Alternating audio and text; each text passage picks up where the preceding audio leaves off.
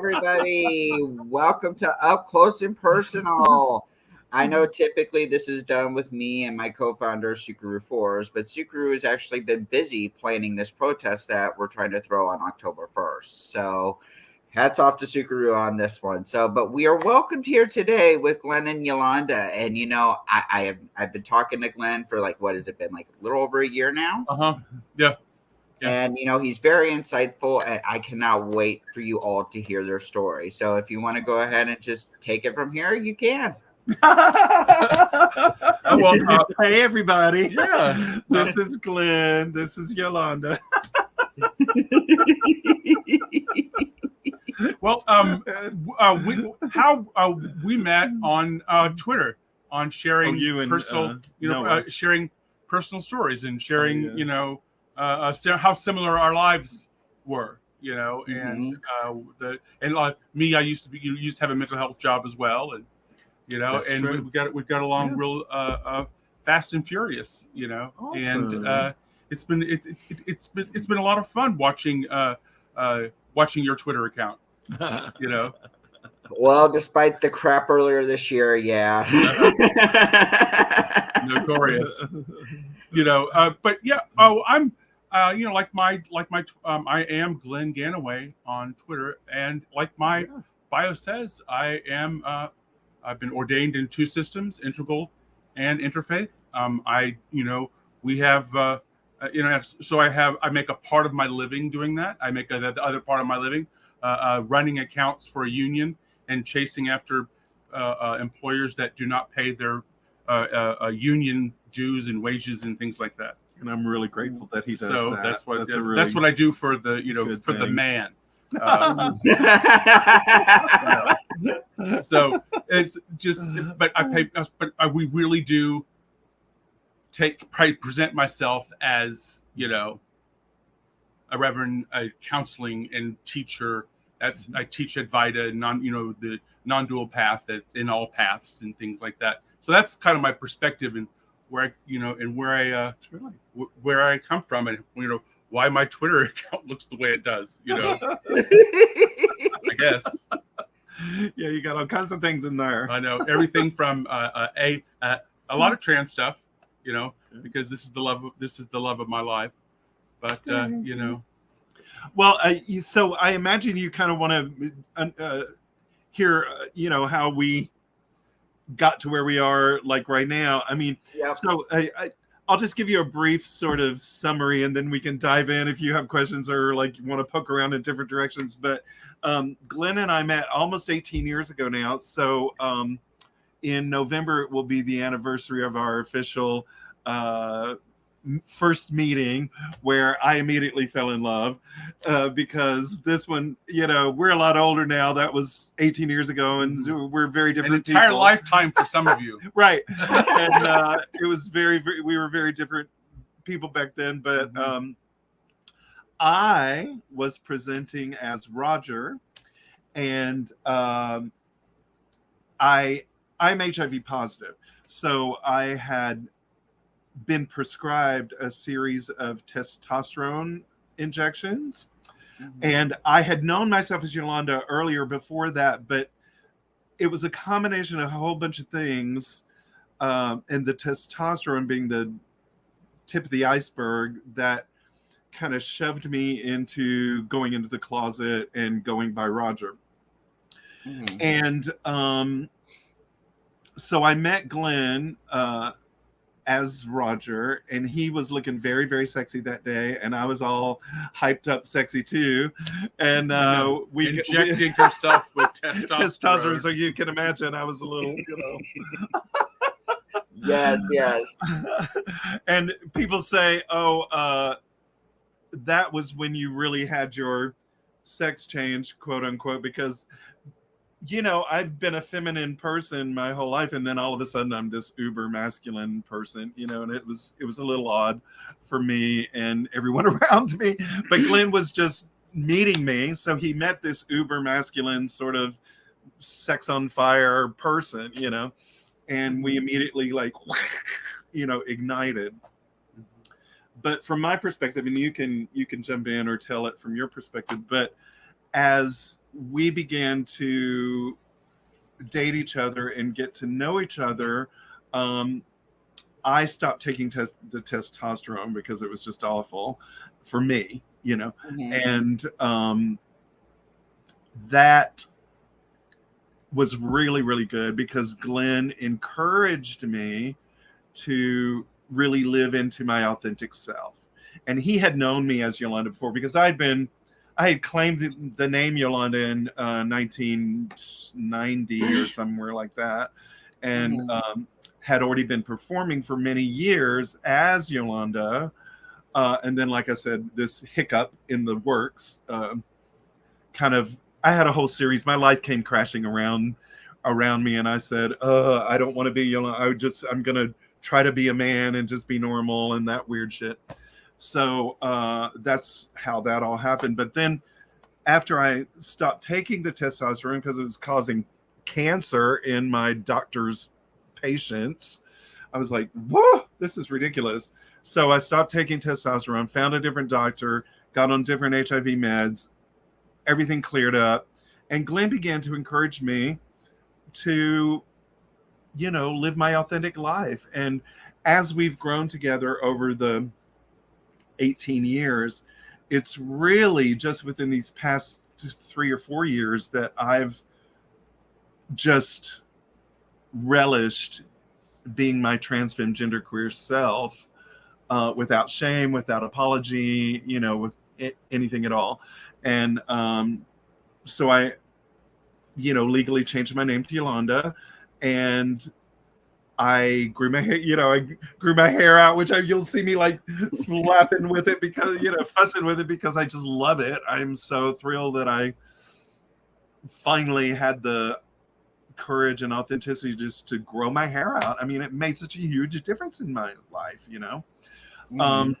And so now I just got back from a gig where I work with kids all over the New York City area in different public schools and private schools and libraries. And today I was at a women's homeless shelter, which was really awesome. And we got to talk about gender and femininity and the queer community. And it was just so empowering. And I got everybody to sing one of my favorite songs. It's a call and response. It's a song called I Love Myself. And it was Really? Yes, you I had got everybody singing. singing. Oh my God, it was so fun. And people came in from the hall because the door was open, and people came in from the hall and they were like, "Ooh, yeah, I love myself too," and it was so great. So I'm singing, "I love myself," and everybody's going, "I love myself," and it was just a celebration of femininity. Yay, goddess. So, it was a really cool thing. You're catching me on a sort of high moment, because Who doesn't want to be with somebody that gets happier? Somebody who gets happier and happier and happier. It is more Right. lovely to be around. It just gets better and better and better. Why wouldn't you encourage anybody and your friends to be more themselves? It's like you know who you get when you do that? You get more. Mhm. More. I get Yeah. more, Yeah. and that's what I've learned. What she's encouraged, to be just like, oh, I can probably be bigger. Yeah. I could probably be. What would I do if I really wasn't afraid? Yes. How would you walk? How would you talk? What would you do if you really weren't afraid? If Right. if Yeah. there wasn't this other. So I mean, that's why like anarchism is so important to me, because its central tenet is matching means and ends. Yeah. And Mhm. the way we all know that is to say, do unto others as you would have them do unto you. Yeah. That's like a tenet, but it means do the right thing because it's the right thing, because then it'll turn out well. Well, Mhm. treating people well means you don't get the karma of treating people like Crap. not well. Right. So why would you want to earn that comeback? Why would I know it's like it's all that stuff is very real. You can look at people's lives and say, my Lord. Yeah, so it's been So quite an encourage your interest friends to be themselves. You know, build what an themselves. interesting Oh my God. journey. You know, like how big can you be? Oh yeah, how much of yourself can you walk around as? You know, how much of just you can you walk around as? That's an interesting. You know. Yeah. That's a I mean, honestly, like there needs to be more couples like that because, like, I actually am kind of curious though because I know with like a lot of trans people, like it's hard, like you know, like when they've lived as like another gender that they really truly don't identify with, and then they all of a sudden they transition, you find that most of them get abandoned. So I'm just kind of curious, what's your secret?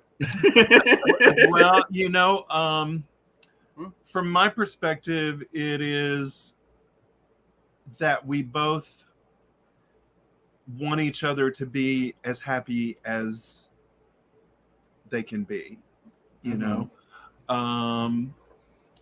Glen met a different person, you know, not really, but on the out, you know, my behavior and everything was very, very different than it is now. Right. And he fell in love. He could see past that. Whatever it was that made him fall in love with that person, he fell in love with the real me, not the artifice that I was playing with. Right.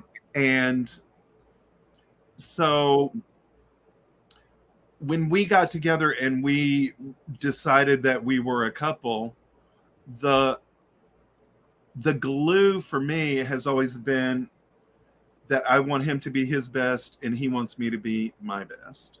And sometimes, you know, we're not in relationships for that reason, you know, and so that when a dramatic change happens in the relationship, it falls apart because we're not in it for that particular reason. I think people don't realize that they're in transactional relationships. Oh, you know, it's an innocent choice. It's not like consciously trying to use another person.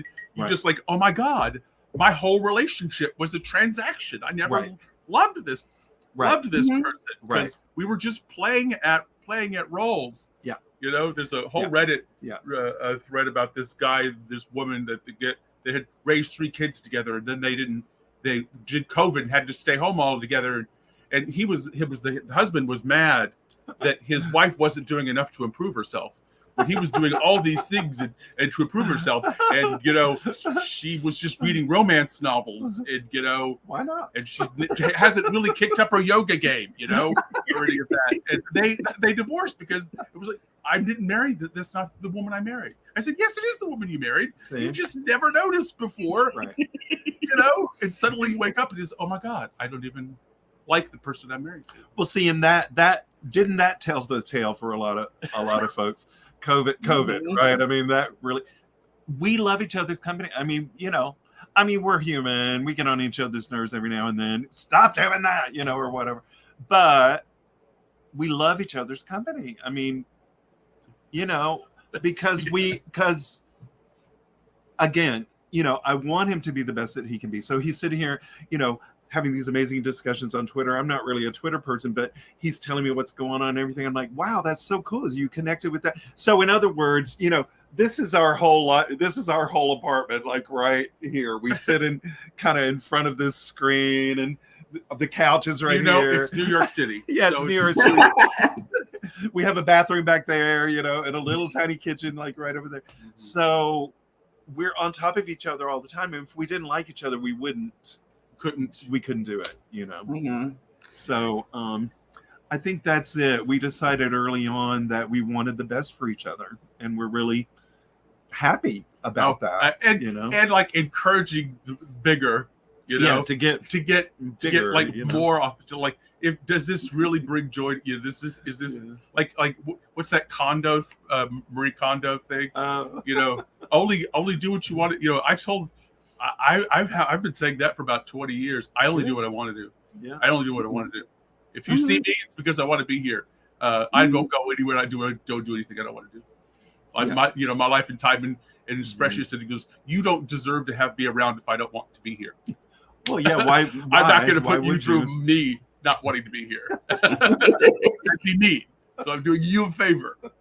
And see, that's the thing about relationships, though. People actually don't really understand what it really means to love someone, to be authentic. It's all about judgment now. I mean, especially like with TERFs. So, and I really don't want to get started on TERFs because TERFs cause me a headache. Policing others, is just kind of like really, really wild way to spend your time. Yeah. It's right. It is. Yeah. It's like, why waste all that mental? There's a whole world out there. Right. My motto is leave people alone. Really, it's like, because we can all be judge face. I mean, we all have the judge in us, Right. So, to catch yourself when you're going down that road, I think is really a skill to develop. You know what I mean? And it can be tricky, but I really want the best for people around me, because listen, that old Bible verse or whatever, pray for your enemies. I mean, I really do, because I want them to be happy and leave me alone. Like, go do something else, that makes you miserable. My God, how miserable. The mind you're walking around with. Why are you doing this to yourself? You're making yourself ugly and all this other stuff, telling everybody to get away from you. You're asking people to tear down your appearance and your style and your everything. And it's like, that's it's like wheeling around a ton of bricks and asking people to dump it on you. That's what big and turf is. Yeah, I call them farts. Yeah, I mean, that's what I do. I call them farts. I know a lot of people call them Nazis too, but I just call them it's the same farts. ideology. So yeah, it's the same. But see, I never understood that either. It's like, why are you spending wasting all that mental energy, like tone policing? Oh, yeah. So you don't have to look at yourself. Yeah, it's like, why waste all that time? Like, I get it though. Like, COVID really fucked around with a lot of people's brains, though. It did, because we were in quarantine, and it just caused us to kind of overthink and just emphasize the situation and what it really is. Yeah. I've been playing with this little piece of wisdom from one of my friends, and it's called fact, belief, or imagination. So I played this game. I was sharing this with the women at the shelter. Okay, I'm thinking this right now. Is this a fact? So many times it is not not anywhere near a fact. Okay, so is this a belief? Beliefs are good. Beliefs can be good, but sometimes you have you believe in something that's absolutely ridiculous and is nowhere near reality. So that's where a lot of conversations happen, because people hold beliefs that they are just not willing to look at, and they're not true. And then there's the story that I make up about myself and what I'm thinking and the people around me and what they're thinking. And most of it is just ridiculous. It's just garbage. It's just mind filler, So it's sort of like, I think what we're seeing on the large scale is people that are willing to look at their thoughts and what's going on with them, and people who are not willing to do that. You know what I mean? So that's how I get around the hurling back the insults or something like that, because that doesn't do any good to me. For me in my path, the tar baby. That's the tar baby, where you get stuck in that, And I have done it. Believe me, I have been, crazy wild, and I still go through phases. And we still go through phases. Yeah. So it's like, it's not that I'm opposed to doing anything, like an active protest or anything like that, any sort of direct action. I love direct action. I was part of ACT UP and all that stuff. Yeah. However, we've done that here as well. For my own peace of mind, the time that we're living in now is different. I'm HIV positive. The time of the early AIDS crisis was when I first moved to New York City. it was a different time than it is now. People were stubborn then also. However, today it seems that this great divide is all about, for me, people holding on to beliefs that are just not true and not beneficial to themselves or the planet or anyone around them, and they're not willing to look at it. So for me, it's very important to really look at what's going on in my mind and heart, you know. See, I'm glad you mentioned that though, because I've been saying there's like a generational divide that's going on right now. Oh yeah. I mean, like I said it many times. I mean, it's the mentality, like the boomer mentality. It's like, okay, it's like we know best. We know best. Y'all don't know shit. And they're just oh my God, that is so stupid. And they just gave a speech on ageism as well. It's like, yeah, I know. You think we can't run the whole place, and you're gonna keep everything wrapped up for yourselves, you know. Right. And then that is ageism, but not exactly kind of the way you think it is. That's how projection works, you know. Right. Right. She's calling us children and saying we don't trust grandma to do anything. It's like, not anymore. It's like, I know, but it's like in the same breath, it's like things have advanced now. New conversations are being dropped. I mean, I've said it before, like when I grew up in my time, being trans wasn't even really a discussion that was talked about. Lesbians, gays, and bisexuals were the ones that were getting talked about. Right. Now we got new terms like, now we got terms like non-binary, agender, like, I mean, demisexual. Like, it's amazing. So, like, I could see, like, why people are just like, okay, the fuck? What is going on? It's because all these just things changing too fast. We're just changing too fast. Stop! I want to get off. Stop! Stop! It's like, slow down. I know. Slow down. You're changing too fast. You know. It's like, yes, mom. We're all growing up, right? You know. And I'm a boomer. I was born in 1956. So, you know, 64. So I'm at the cusp. It depends on what statistician you talk to, whether I'm X or me or whatever the next one is after the boomers. Oh yeah. Well, so, you know, I mean, so people's mind can change if they want to. Yeah. But that's what I'm talking about. People don't want to, you know, so many people don't want to. But luckily, we have been vibrating to a group of people sort of in our age range, a little bit. It goes a little bit younger than us and up to a little bit older than us. But no, we've been vibrating with a group of people. The reason why I'm saying this is in the boomer range that are willing to look at their beliefs, that have stepped out like we've stepped out, like a few like others have stepped out. You know? So it's not you know, like impossible. Right, it's not impossible, is what I'm trying to say. You know, so right, like boomers, you know.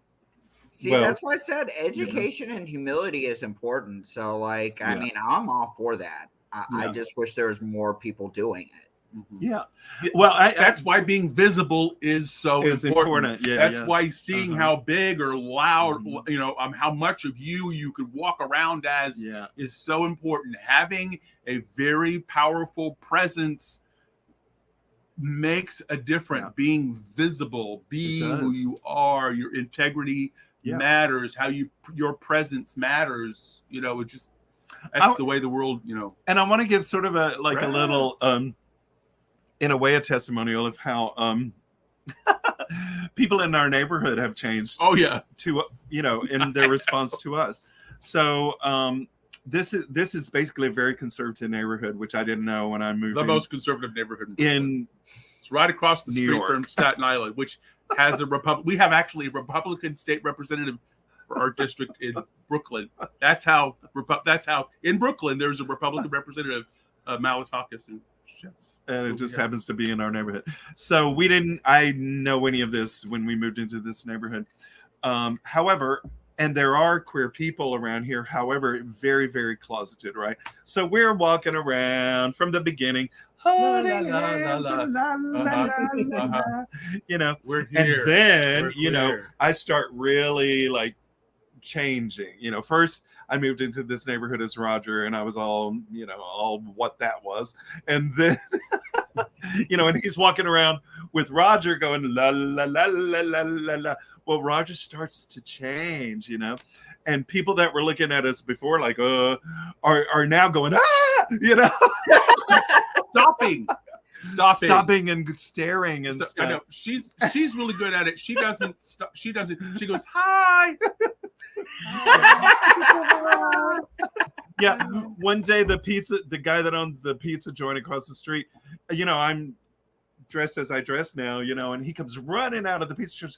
Why are you dressed like that? I said, hello, I'm a trans person.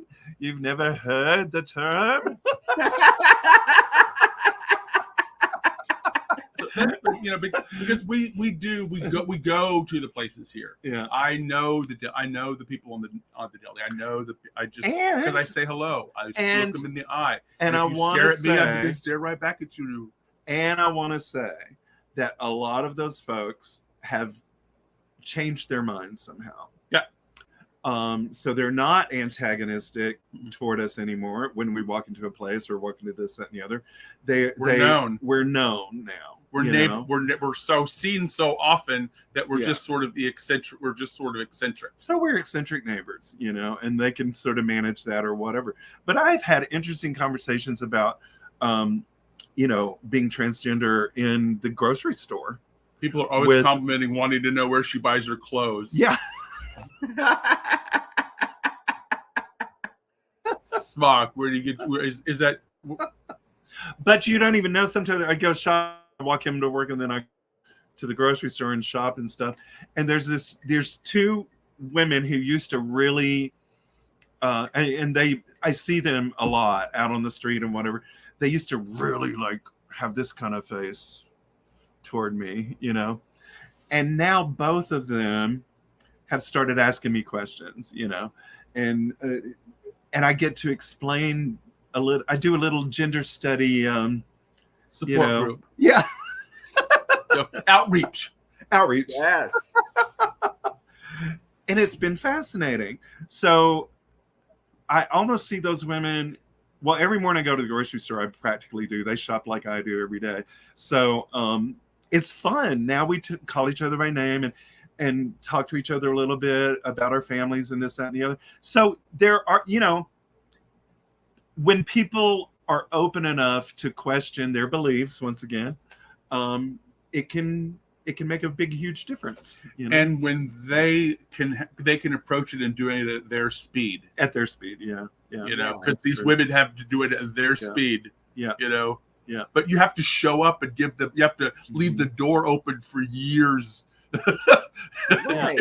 And I've been misgendered, obviously, of course, but what's so funny is that now at the grocery store this happened. It was a little while back, and I don't know, it lightened up the whole situation. So one day I was checking out, and the cashier, and it was real busy for the cashier, and all these people were crowding up on her, and she thought I was trying to crowd up on her, and I wasn't. I was just sort of, stepping back, and she goes, hold on just one second. I'll be right with you in a minute. And she looks up and she sees me. She looks back down, and then she goes, I'll be right with you, ma'am, sir.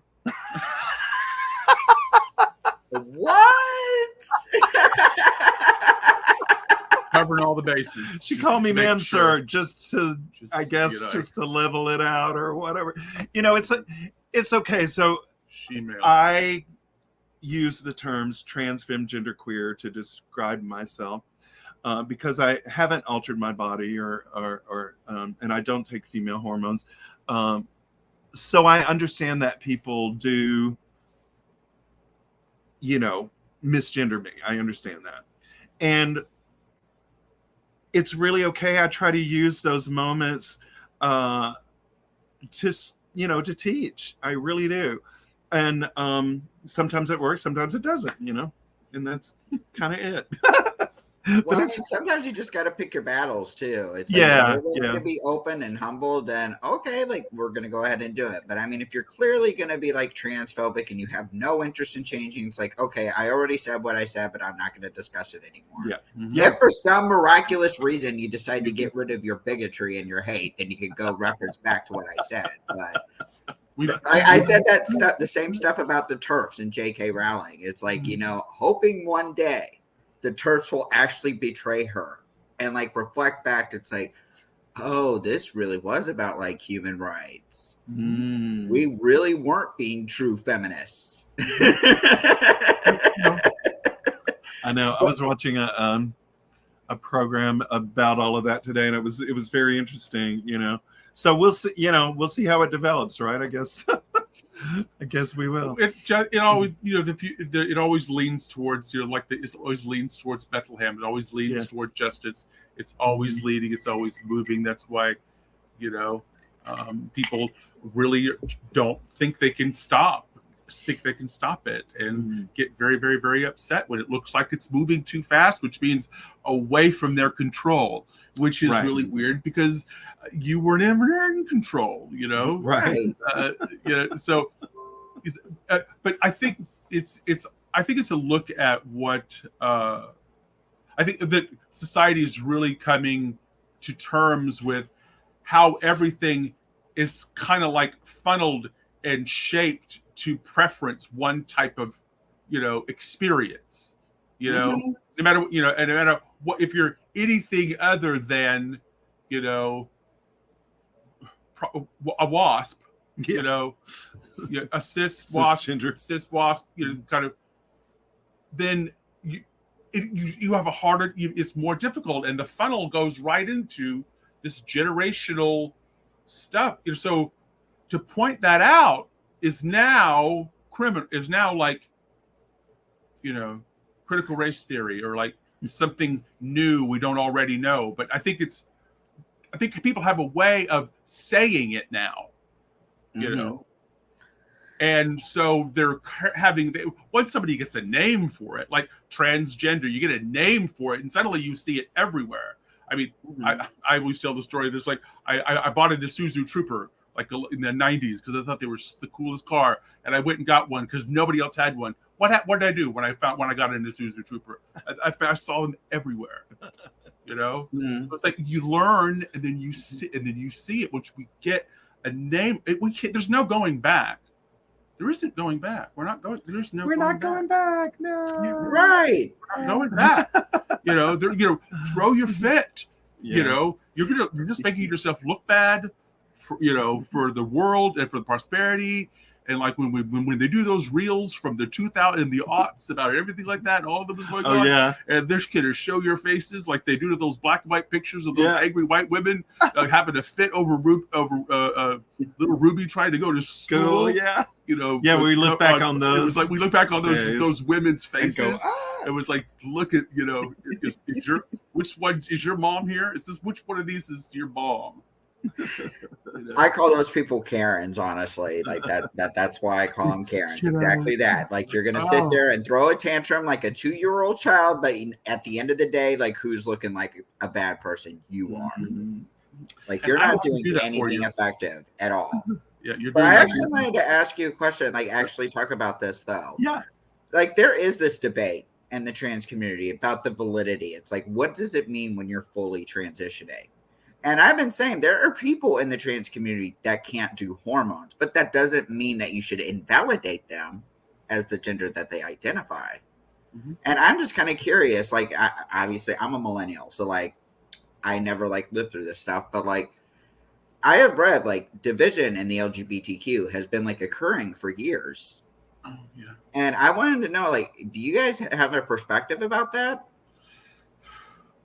I had to come out a couple of times. I had to come out as gay or queer, and then I had to come out at liking femmes, right, and not preferring femmes. And then I had to come out as liking bigger people, So it's like had to keep coming out, as that's why the story is always about becoming more authentic. So it's like I don't know. That's so I'm one of those people who, like I said before, that's why I use those particular words, trans, femme, gender, queer, to describe myself.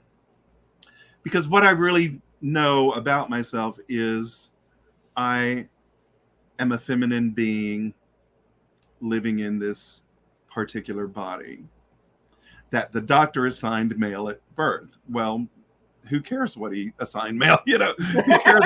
Who cares? You know, Right. My feminine body is my feminine body. You see what I mean? Like, that's Yep. how I see it.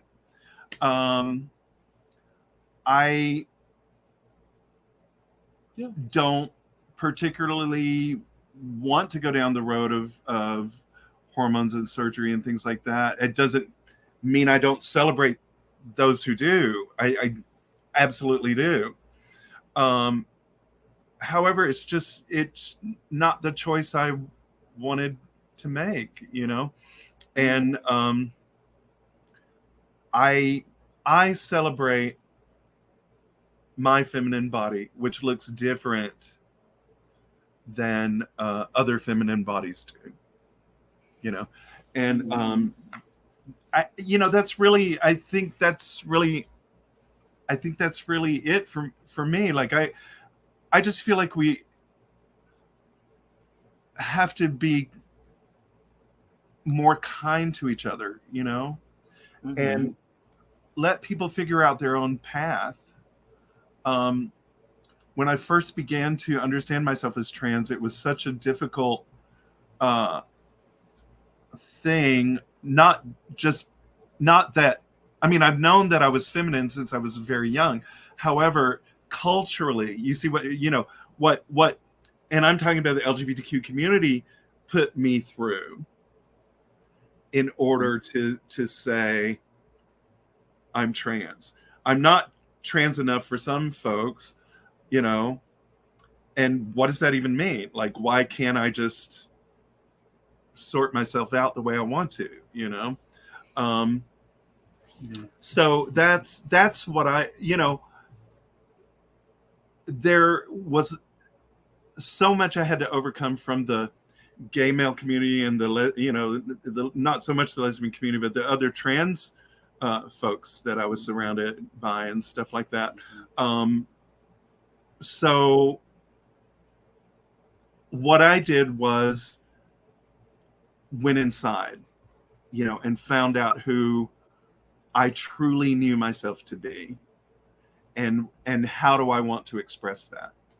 And I actually like my body. I love my body. I actually love the way my feminine self moves through this body that was assigned male at birth. Because it's very interesting. It gets me in talking to people in very interesting ways. I just think it's fascinating, you know? And so I'm happy, you know, with where I am. I can't speak for others. Now, my friend, I was just at this women's shelter, and I actually have a friend that is in that shelter and has been for quite a while. And she's a trans woman. And she is like me. She's in the body that she's in, that she was born in. And she doesn't make any qualms about it. Like today, she had stubble on her face, you know what I mean? And no makeup, and her, you know, she has really long hair and everything, but she wasn't, if you want to judge somebody for presenting as feminine or not, she was not presenting as feminine. However, nobody had any problem with calling her she, you know, because she had established that. She is so in love with herself. She is one person that I know for such a long time who loves themselves so much that they don't give a shit what you she has problems, but being trans is not the problem. It's not the problem. That's not her problem. That's not her problem. That's not her problem.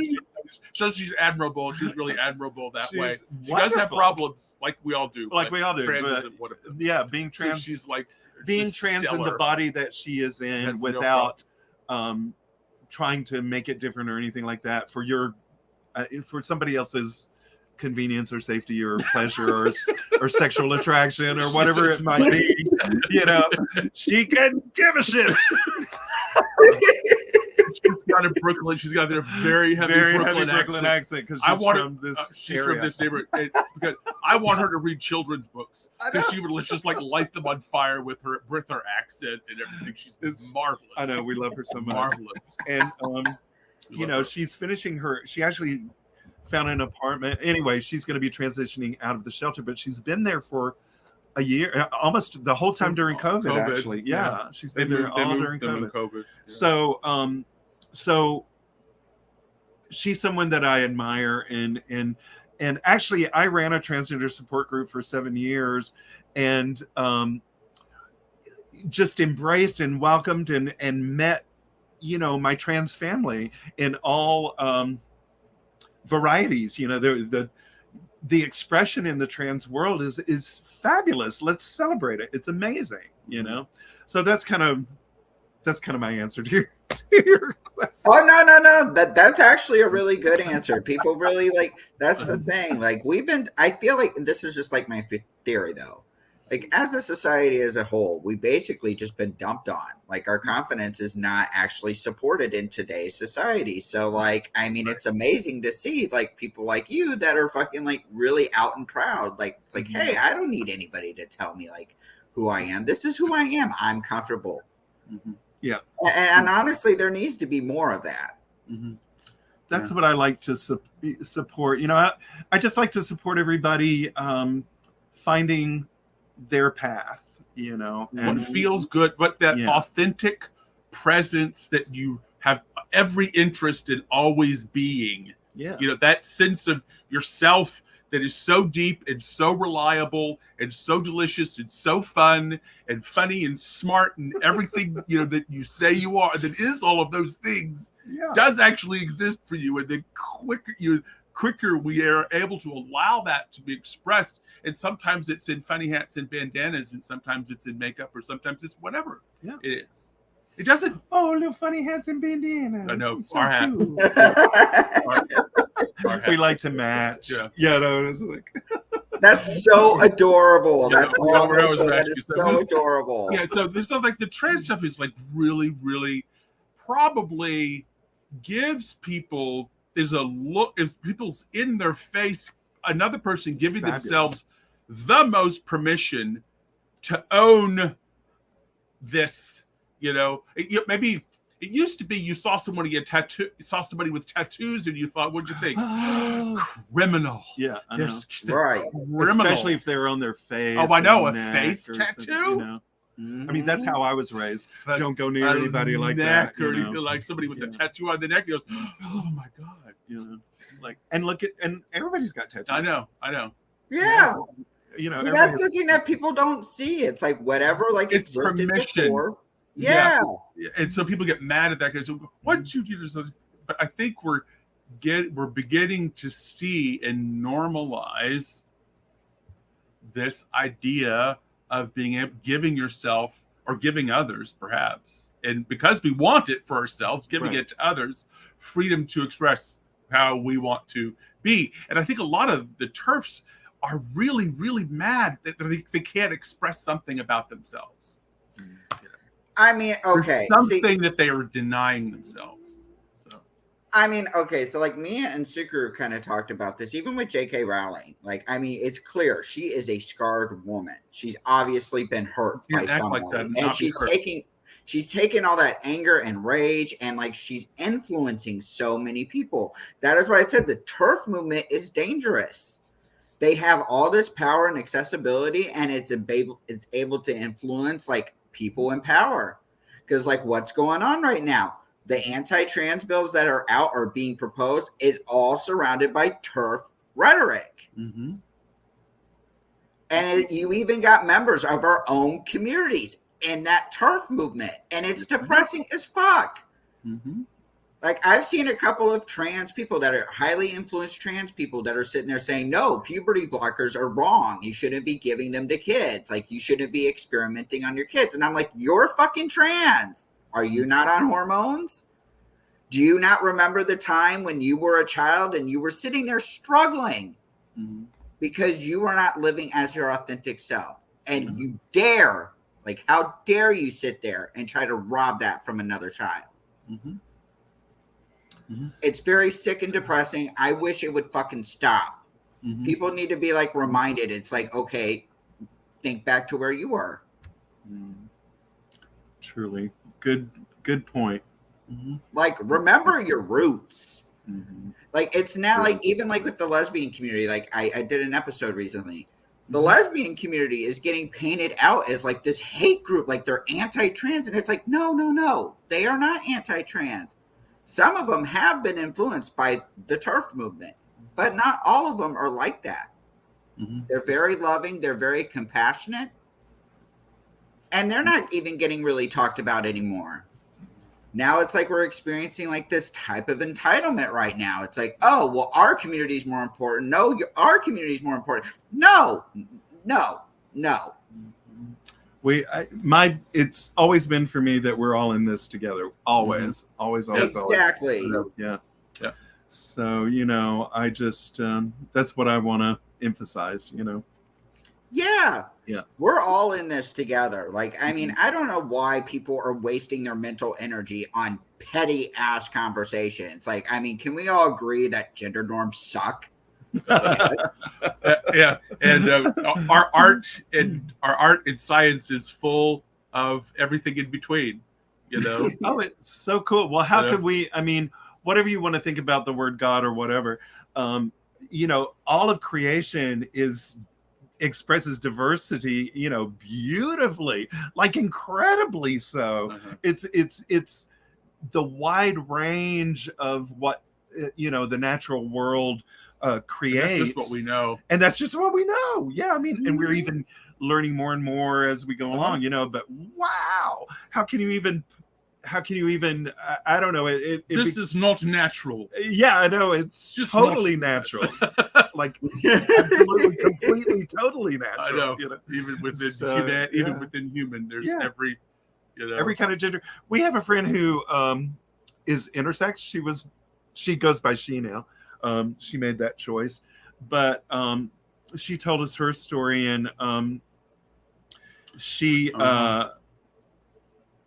had a really difficult time in puberty and everything, and trying to figure out what was going on and everything, and nobody really told her she was intersexed, so she had to find out, hit and miss, all the way through and everything like that, and she chose to live as female. However, she does express masculinity also in her manner and in her body, and she celebrates that. You know what I mean? And so we have the greatest conversations because she's got this really deep voice, and we sing together, and it's just, it's stunning to me the diversity with which nature bestows on us, and we just poo-poo it. You know what I mean? Or try to change.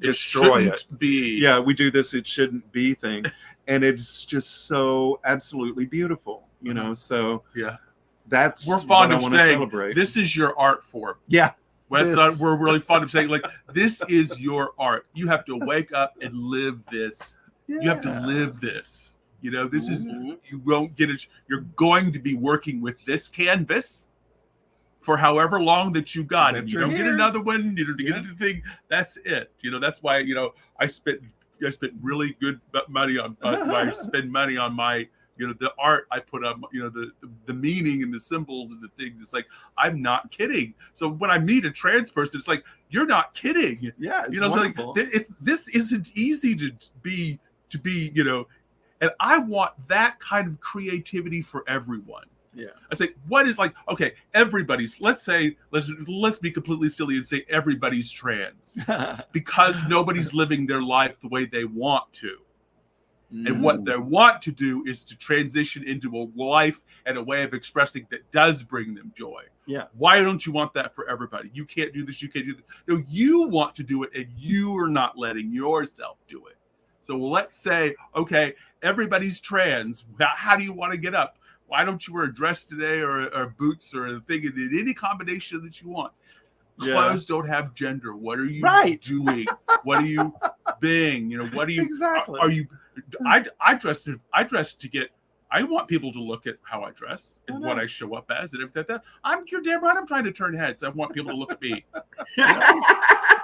I'm doing this on purpose, so I really relate, to like the effort it takes. It was like, the old drag queen thing was, do you think it was easy? Do you think it's easy looking this way? Oh my goodness. Yeah, I know they're going after the drag community pretty hard though. Everybody gets an identity like that. Do you think it's easy? Like, just like easy look this way? Because I know some of the guys around here really take really good care of themselves. Oh, in our neighborhood, boy, the cisgender boys are out here doing their eyebrows and everything, and like nails, getting all worked up in their nails and everything. It's like they get their nails done and their eyebrows done. Because they're so thick and I'm like, go ahead, and stuff like that with the sculpted beard, the perfect line, sculpted beard, haircuts down to the thing, and it's like, oh, you're not kidding. It's like, oh my god, how much do you spend on hair and makeup, dude? Right. I would be seeing that shit on TV. Like, I see all these guys that are sitting there like, I'm thinking to myself, wait a minute, why do y'all have so many products? When, like gender norms basically said that would be something like typically a female would do. It's like, okay, like, so there's nothing wrong all with for it. the presentation. So, but all for the gays. Yeah. And I also want to emphasize that as we're talking about these little tiny things, like see the cracks with which we're expanding.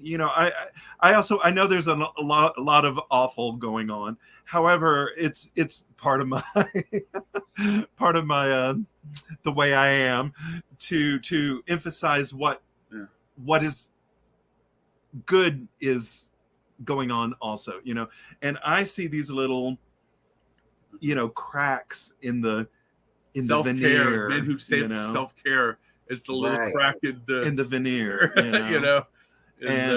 it's interesting, because there is more, and also working with children and their parents has given me a whole new perspective, because trans kids are coming out, in fourth grade, and the parents that I'm working with are supporting them. So at least somewhere, and you don't know where those kids will move to or what influence they will have on others' lives and this, that, and the other. So I do like to emphasize in conversations like this how much wonderfulness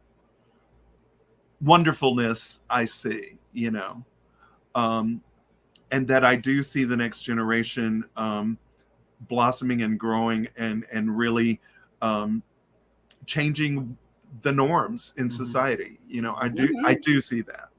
So I always like to make sure that the work is being done now, it is, and it's already beginning to bear fruit in the young families that we see. Yes.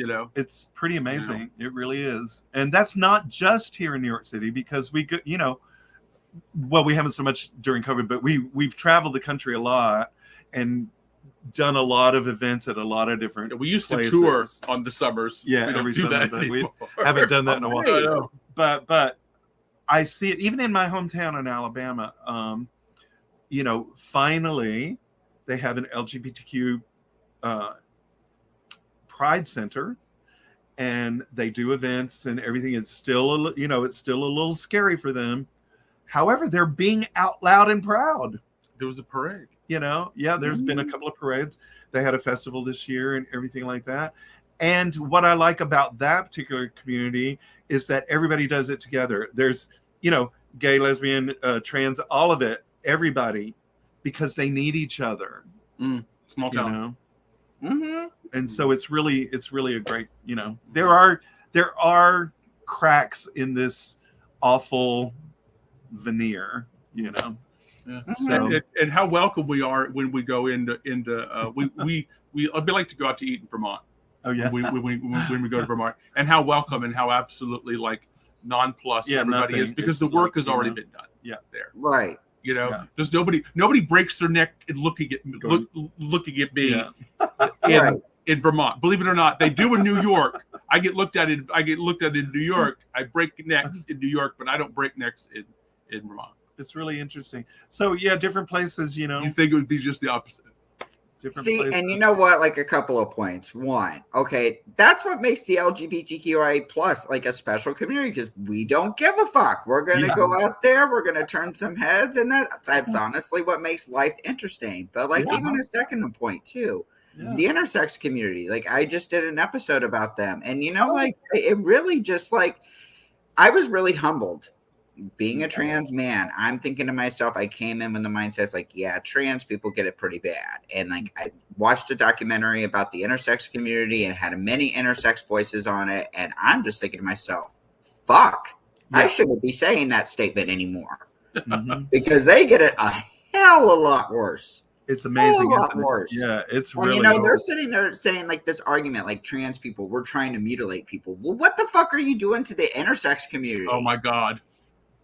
Like y'all are sitting there mutilating these kids. Like there was like one person on that documentary, like she had over 200 surgeries, like on her bottom before she even hit adolescence. It's just, and it's like you got me fucked up. So, but I mean, I really humbled myself. Yeah. Because it was just like, okay, I really can't say this anymore. Because in a sense, the intersex community is already kind of, and you want to talk about erasure. Yeah, they're kind of erased. Completely. Yeah. Completely. Exactly. Absolutely. So that's that's the next segment of our community that we need to be really embracing and celebrating. And you know, that's one thing that makes me so happy to know personally, you know, the story of our friend and what she went through. It's quite gripping, and that's I just come back to my like, let's create a society where we celebrate each other, you know, right? In the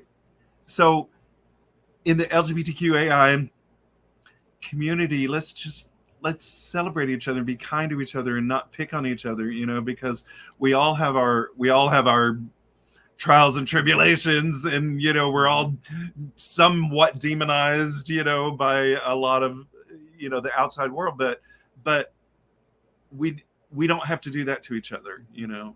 We have everything to gain by sticking together and everything to lose by not.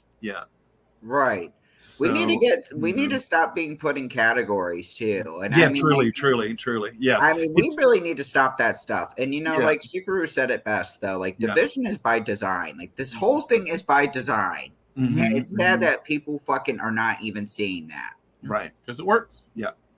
That's why I take on the word queer more often than I do anything else, and sort of, you know, because we're terrible gays.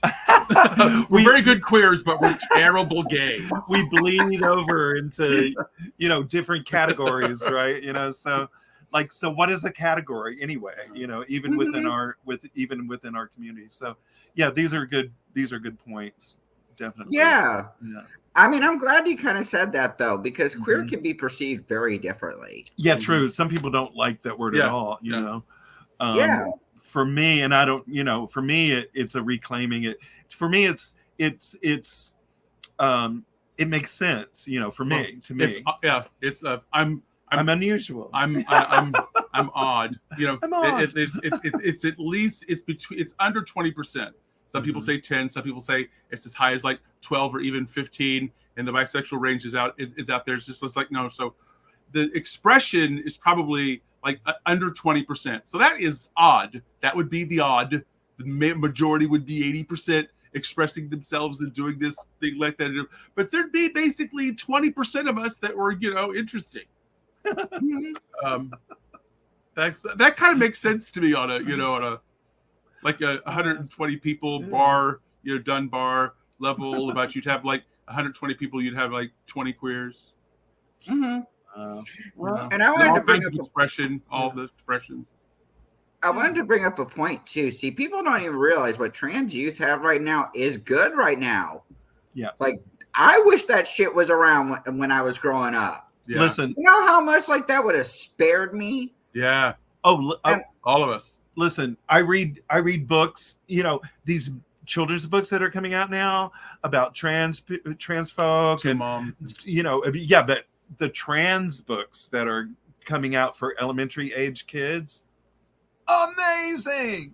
Had I heard even the story of, do you know the book Juliana is a Mermaid? Have you ever heard of that book? I think so. Yeah, I've heard of it. I don't think I've read it. Also, I Am Jazz, is the story. I have read that one. Yes. Mm-hmm. So just by having those books available to be read, it's would have influenced me greatly, would have made me feel less alone. Yeah. Had I had something like that. So yes, thank you for bringing that up, because we tend to forget how far we've actually come in the face of what we're experiencing now. But we look how far we've actually come. That's a big thing. Queer suicides are going down.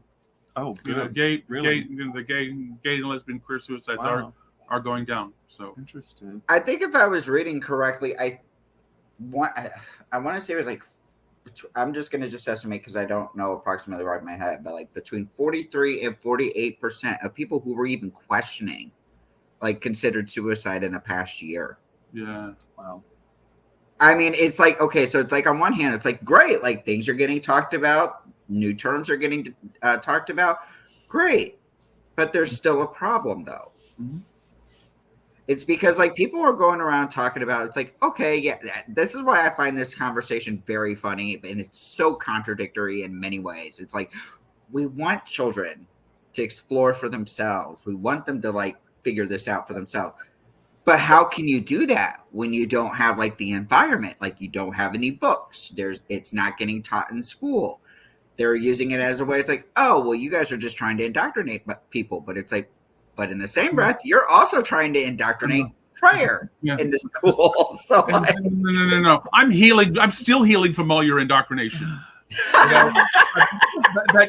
That's exactly what we're trying not to do. We just to not dump society's ills onto the kids and let them be the wonderful humans that we knew we weren't allowed to be. All of us. I don't care who you were. Unless you had some pretty unusual parents, you have to heal when you get old enough to heal and you get away from your parents. You have to like do some work on yourself because childhood's fucked up. And honestly, I think like us getting together, like doing this episode, like this is a good platitude to be like, okay, like look, here from our side, we didn't have this type of education when we were growing up. Oh God, no. Mm-mm. And I mean, it was hell. It was fucking hell. Mm-hmm. Was like I'm 37, so like I came out as trans as like 33. It took me that long. Yeah. And I came out, and then I transitioned. I still get shit for being trans.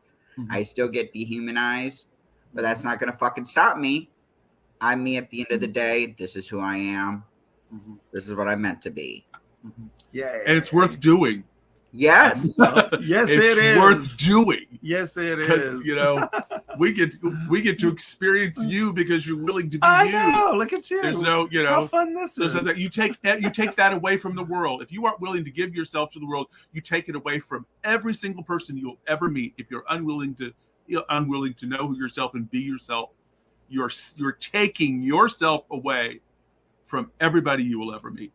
And I'm glad that trans people aren't doing that anymore. And I'm glad that queers all through history have been, splintering doors, closet doors, and norms for a very, very, very long time. So I'll take that legacy and continue to hand the axe back to splinter the door, to splinter more doors. I've been saying though, like with what I'm doing with this network, we need to bring back the phase. Like we're here, we're queer, and we're not fucking going anywhere. No, we're not going anywhere. Right. Yeah. We need to bring that phrase back. I mean, like, what happened to that? Yeah. It's like I feel like it's like okay, like once gay marriage became a thing, it's like okay, like now we're gonna not really promote that. No, it still needs to be enforced. Oh, absolutely. Yeah. Yeah. Yeah. Yeah. Because like despite if you've gotten gay marriage, okay, great, you're still experiencing shit regardless. You're still going to get the look. You're still going to be asking these self-defeating questions. Yeah. So did you really achieve a victory? Yes and no. Yeah. Like yes and no.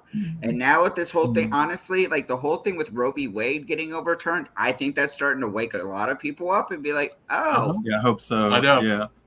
this is fucking serious. Yeah, it is. Hopefully, it'll galvanize as many people as Bernie did. To wake enough people up to start talking about in the direction, in a leftward direction. We only became so dangerous. Black Lives Matter and all of this happened after Bernie. All of this happened after Occupy and everything like that happened. So, we're not going back. It's going to get worse for everybody until that there's a resolution, and like the anarchists say, fighting, putting up your arm isn't violence, and stopping somebody from hitting your brother isn't violence either. Right. Right. So that's what we're doing. Yeah, like that's why I refer to everybody in the LGBTQIA plus as siblings. Like they're my siblings. I may not know you personally, but you are my siblings. We used to say family, and when no one was out, it says, "Do you think they're family?" Yeah, do you remember that? Yeah, I'm old. That. Yeah, we used to say family. Yeah, family was code for Do you think they're gay? Oh, goodness. I mean, it's just like, actually, my friend Jess said it perfectly. Trans is like the new gay now. That was from the 70s and 80s now. Yeah. And it's just like, it disturbs me. It's like, how can y'all not see this? Right. This is exactly what's going on. Like, homosexuality used to be in the DSM. It's not in the DSM anymore. But guess what is in the DSM? Gender dysphoria. Yeah. So being trans is in the DSM. Yeah. We must change that shit. Yes. Yes. And we can. And we are. Just by our very presence and our conversation. Our very presence and our liberation of ourselves liberates others. I think, that comes by taking it. Comes by claiming the space and occupying, being the thing. You cannot take my presence away from me. You cannot do that. You have to kill me. Right. No thanks. I don't want that either. But but I want that for everybody. I want that for everyone. Right.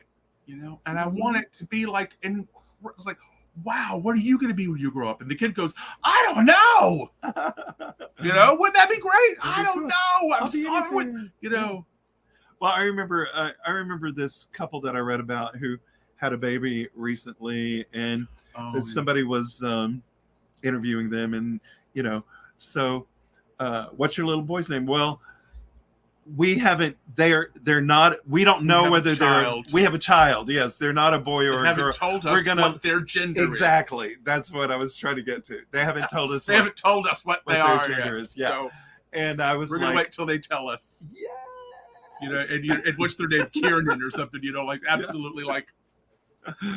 Love it. So they were super cool.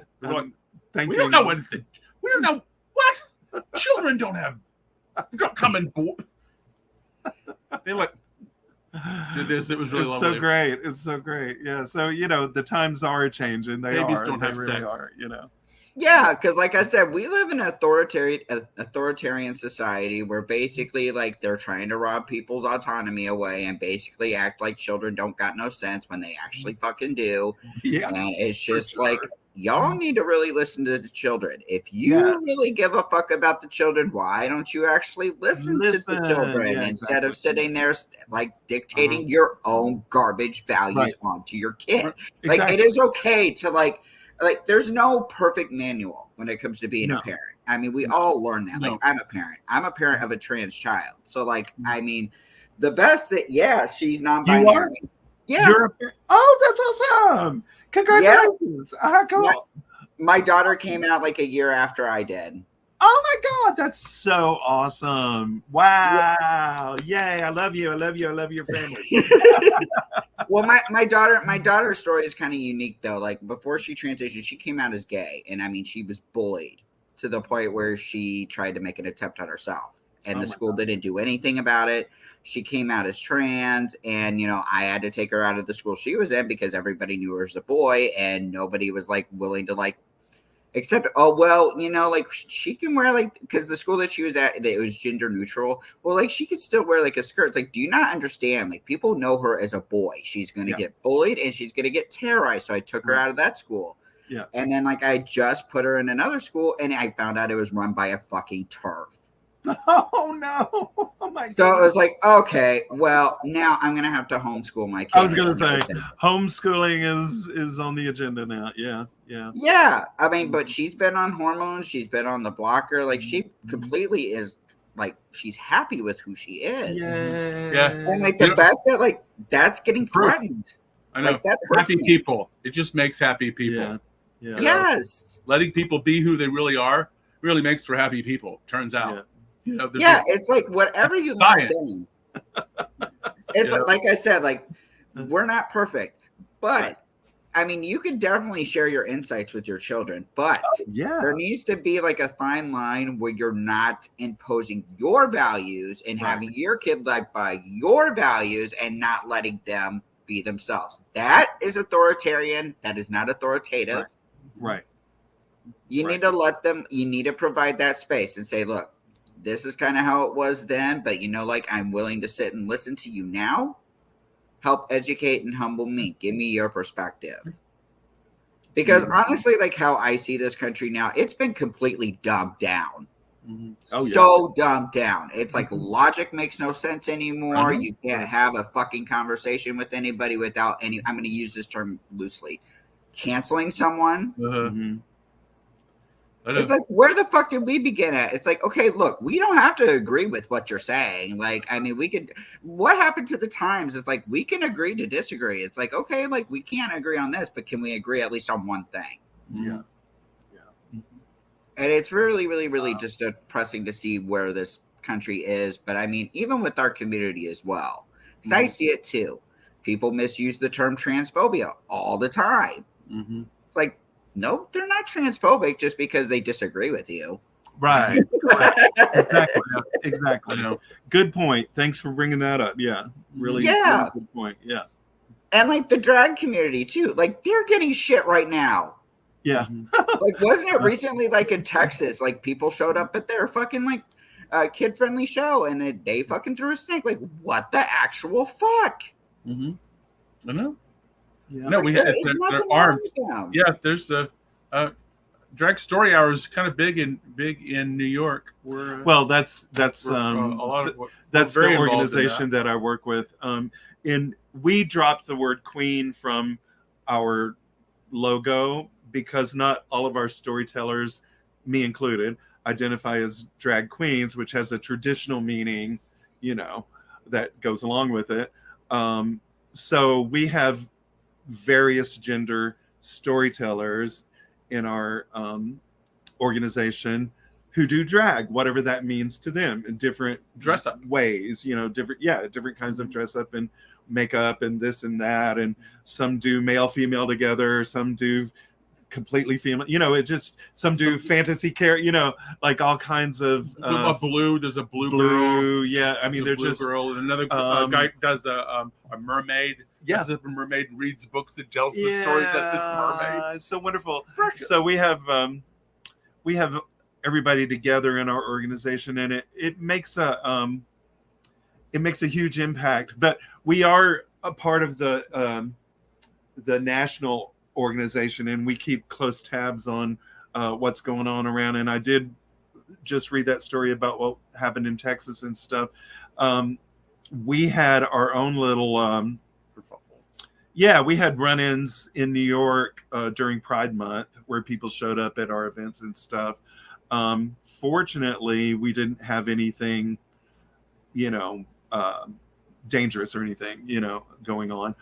But I just see it as people's last-ditch efforts to hold on to something that, doesn't work anymore. It just doesn't work anymore.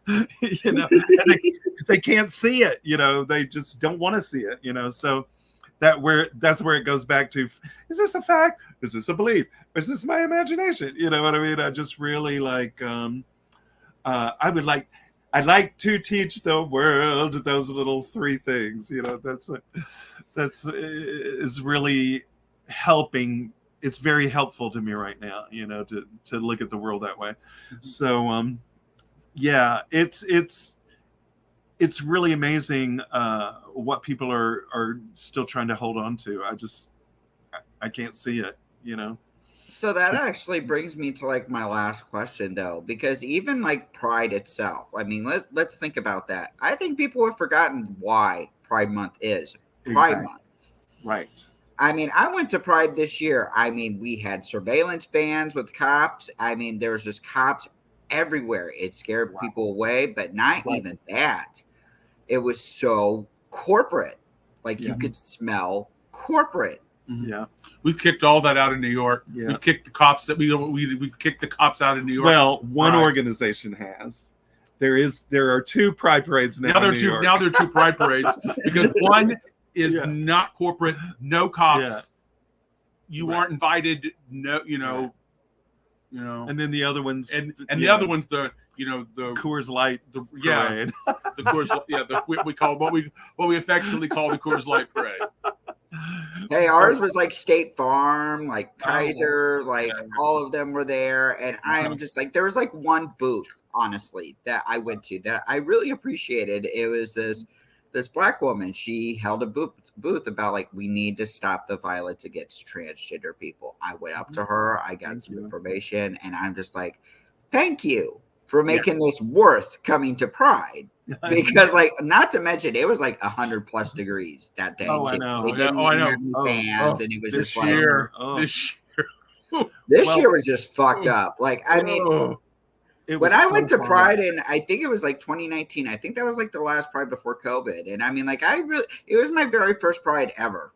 And it was such a really awesome experience. Like, yes, there was some corporate there, but it wasn't as present. Like, you saw it, like many like LGBTQIA plus businesses. Like, they had books that they were selling, they had gear that they were selling. I mean, like, it was friendly. Like, I mean, I personally felt safe. They had big ass fans there. They had a separate area to where like all of us could just sit there, chill, drink, and do whatever.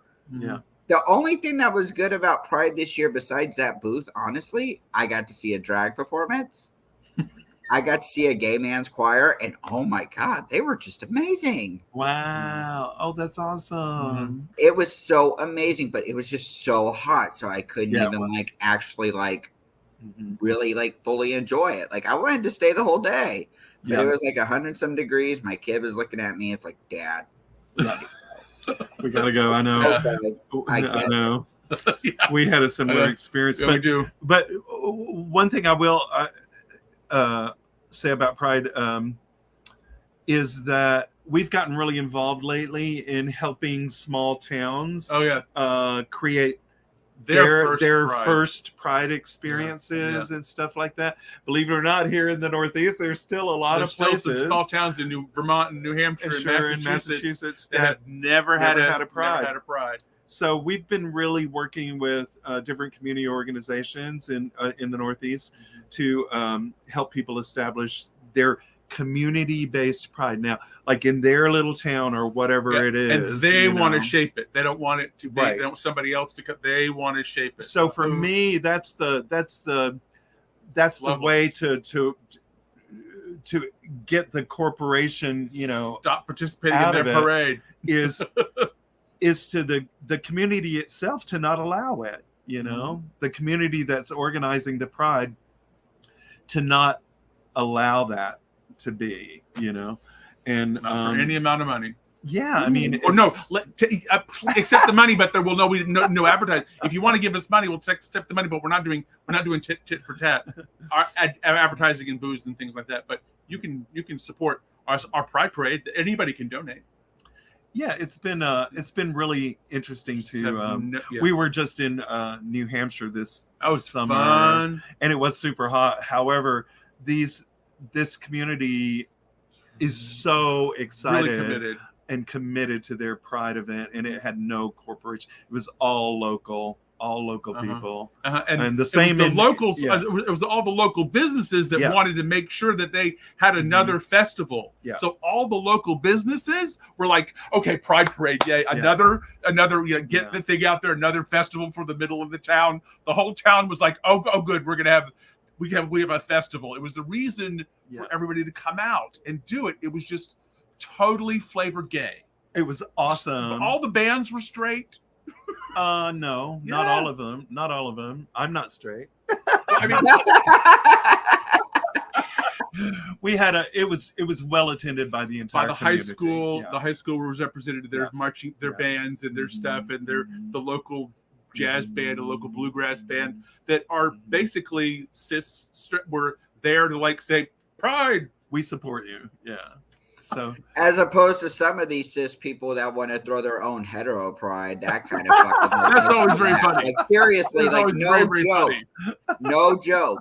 The day after Pride Month, I went on Amazon to go look at pride flags because I just moved. I wanted to decorate my room, put some pride flags up. The first flag that came up with was a straight pride flag, black and white, and I'm like, the fuck is going on? Like, why do y'all want to be oppressed so badly? Like, I would love to have your fucking privilege. Like, what the hell is wrong with y'all? And like a comment I want to make about like even with corporate and pride. Like, I was reading about San Francisco. Like, they had a little section on their page. It's like why they don't had big organizations or big business basically like giving them money, and it was like because we want visibility. Mm-hmm. Why the fuck should we be paying for visibility? Right. Why? Yeah. That's not what pride is about, in my opinion. Mm-hmm. Mm-hmm. So I was just kind of gathering, like, what's your perspective of like what pride really should be about? Mm. Well, it's a march, you know. It came from the Stonewall riots, and that was a riot. It wasn't 3 days. It didn't even include it even included the women's prison across the street. Oh, it did. They were throwing mattresses out onto the police. The women's prison. Angela Davis was there throwing mattresses out of the women's prison onto the cops. I learned that this year. Yeah, we learned that. Oh, that was so funny. I know. So I think the spirit of it, that's what pride is for me. Like, I'm here, I'm queer, there's nothing you can do to stop me from living my best life, and here I am showing you, and if you have something to oppose, if you're opposing me, then get out of my way, you know what I mean? Like, I'm gonna live my life, and I want that for everyone, and I want that for everyone, so that we can build a larger community where people aren't so stressed all the time and aren't so at each other's throats all the time.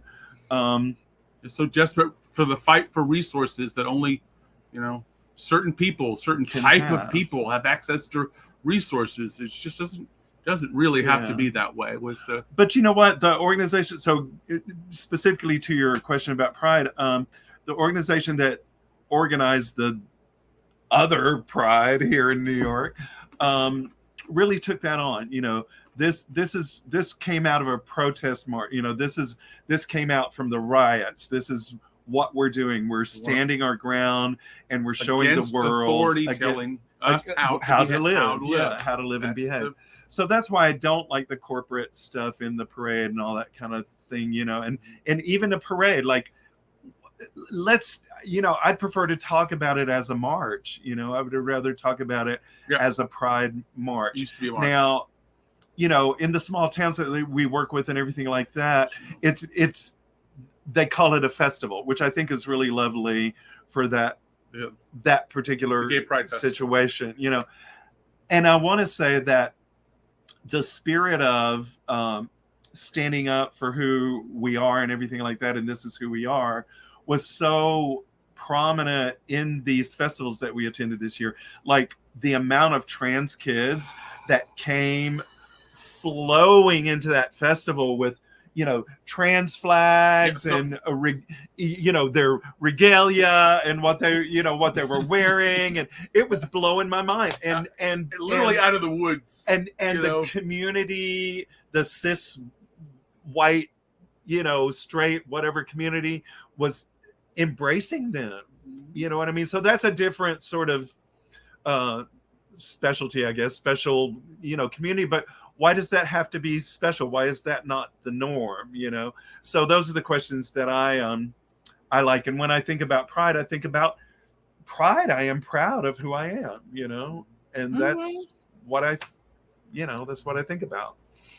It was such a joy to see this flood of kids coming in. So, I had to meet every single one of them. What's your name? Who are you? And it was so wonderful, and they were so full of and I'm joy. working with all the trans guys. It was just such a joyful experience, Mm-hmm. Well, I know we're coming close to time, but first of all, I want to thank you both for coming on, because, it really did give me a humbling experience, especially like with that generational difference. Like, I really got humbled. And I think that's the thing that we need to be modeling and practicing. Yeah. Because this community right now, we're facing a lot of dangers. Yeah. We need to be more open. We need to be more aggressive. Mm-hmm. We're here. We are queer. Where? We're fucking not going anywhere. No. I know. And I don't even care if you get used to it. Yeah. Yeah. Yeah, I don't even care. Yeah, I don't we even used care to if you say. get used to it. You don't even have to get used to it. Yeah. But I'm just not gonna not, be my, it's like I'm gonna not be me. You get to be you, is however that is for you. I don't see how being me really stops you from being able to Be you this lovely expression that you are, apparently. Or I'm not doing the thing you're saying I'm doing, or the talking to the homophobia and transphobia. But I remind people all the time: we're still dying. We're still hunted. A lot of us are still being hunted. Yes. Yeah. Yes. Yeah. And that's another thing I want to just go ahead and just reinforce this PSA. Please do not be afraid to engage in uncomfortable conversations. Stop wasting your mental energy on these little petty performative conversations. You want to have those discussions? Fine. Let's put them on the back burner for right now, because right now we need to be a united front right now. Yes. Yeah. Trans people are getting attacked, and now it's going to go right back to that domino effect, and it's going to affect everybody in the island. Yeah. There's no Everyone. one under. Yeah. I mean, the F slur is starting to come back now. The fuck? No, we need to change this shit. People, don't listen to TERFs. TERFs are garbage. They're vile. Okay? You do not need to engage with them. Right. Focus on ones that are in the middle.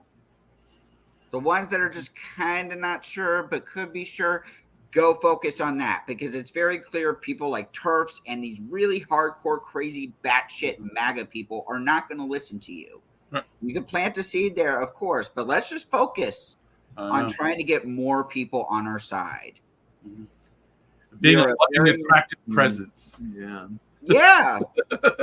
Because that's what we do. That's what we do. And we need to do more of what you both are doing. It's basically having these alternative prides. Oh, well, Pride should not just have one month. You have to I love that. dump anybody that's in the corporate stuff, anybody that wants to deal with the propaganda and the news. It's like, just don't even. It's like, nope, I'm not even good. I'm gonna build what I want to participate in. Yeah, And very cool. I'm not even gonna whatevs. Yeah, I mean, I can go on this topic for hours, but I mean, I'm going to be mindful. I'm getting hungry. So we definitely need to have another conversation about this, because I think it would be a really good one. I mean, awesome. Well, I just want to say that I really appreciate you having us on, and it thrilled me to no end to hear about your family, and so God bless you and your family. Oh, thank you so much. And thank you again just for enlightening not just myself, but for people that are going to be watching. So like thank you so very much for like sharing your stories. I know like sharing stories can be kind of difficult, but like I appreciate it. Mm-hmm. So I'm glad that we're all loud and proud. Let's continue that, people. And I just want to say, I want to encourage you all to please like, share, subscribe, do whatever. Let's get this network off the ground. We're not only on YouTube, but we're on Anchor, Spotify, Amazon, Apple, and Google. So please check us out. Yeah, we're on there. Congratulations. That's awesome. No. Yay. Feel free to check them out. I mean, yes, absolutely. It's the audio. So, Good and to this share. one will be on audio too on Monday. Great. So please keep a lookout for it. So that being said, I'm going to go ahead and end, but hold on a second.